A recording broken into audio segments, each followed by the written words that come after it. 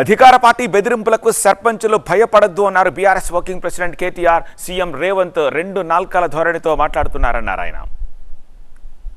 ఒక కాంగ్రెస్ ఎమ్మెల్యే మాట్లాడుతున్నాడు, నేను బీఆర్ఎస్ ఎమ్మెల్యేలకు బీఆర్ఎస్ సర్పంచులకు ఇందిరమ్మ ఇల్లు అంటుండు.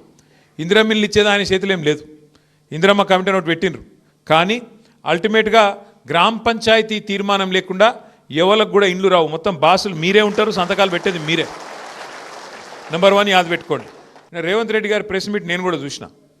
మొదలు 5 నిమిషాలు ఏం చెప్పిండు, 66% వచ్చినాయి, ఇవన్నీ కూడా మా ముఖం చూసి వేసిండ్రు, మా పరిపాలనకు ప్రజలు ఇచ్చిన కితాబు అని మొదలు 5 నిమిషాలు చెప్పిండు. అటెన్గా ఎవరో విలేకరు అడిగిండు ఒక 5 నిమిషాల తర్వాత, సార్ మరి చక్కగా రాలేదు కదా ఏం సంగతి అంటే, అవన్నీ మాయి కావే, అవన్నీ కింద ఊళ్ళలో లోకల్ పరిస్థితులు బట్టి ఉంటాయి, మాకేముంటుంది అని మొత్తం మాట ప్లేట్ ఫిరాయించేసిండు ఒకటే ప్రెస్ మీట్లా. ఇదివరకు యూరియా షాప్లలో దొరుకుతుండే, ఇప్పుడు యాప్లో దొరుకుతుందంట. యాప్ ఫోన్లో యాప్ ఉండాలంట, యాప్లో దొరుకుతుందంట.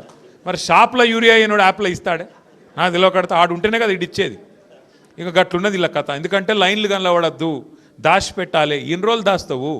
10 ఏళ్ళు మరి కేసీఆర్ ప్రభుత్వంలో ఎందుకు లైన్లు లేకుండే?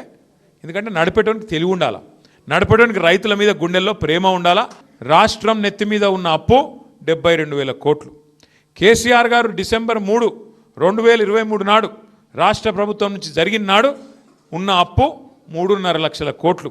అంటే 3.5 లక్షల కోట్లల్లో మనకు విరాసత్గా వచ్చిన 72,000 కోట్ల అప్పు తీసేస్తే 2,80,000 కోట్ల అప్పు మాత్రమే మన ప్రభుత్వం చేసింది. మరి ఏం చేసిండు కేసీఆర్ గారు? అప్పు చేసి 2.5 లక్షల కోట్ల అప్పు అయింది. ఏం చేసినావు మరి 2.5 లక్షల కోట్ల అప్పు చేసి? ఒక ఇటుక పెట్టినవా, ఒక కొత్త రోడ్ వేసినవా, ఒక కొత్త మోరీ కట్టినవా? ఏం చేసినావు నువ్వు? 2.5 లక్షల కోట్ల అప్పు. పెన్షన్లు పెంచినవా? ఏం చేసినావు?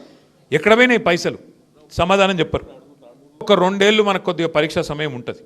2 ఏళ్ళు వాడొకటి వీడొకటి కాంగ్రెస్ వాడు మనని అవమానిస్తే అవసరమైతే 1 నిమిషం తలకాయ కిందికేసుకోవాలి, 4 అడుగులు వెనకకేయాలి. ఎందుకంటే ఎక్కడ నెగ్గాలనో తెలవాలి, ఎక్కడ తగ్గాలనో కూడా మనకు తెలవాలి. తెలిస్తేనే రేపటి రోజున 4 అడుగులు ముందుకేసేందుకు అవకాశం ఉంటుంది. కాబట్టి అధైర్య పడకండి.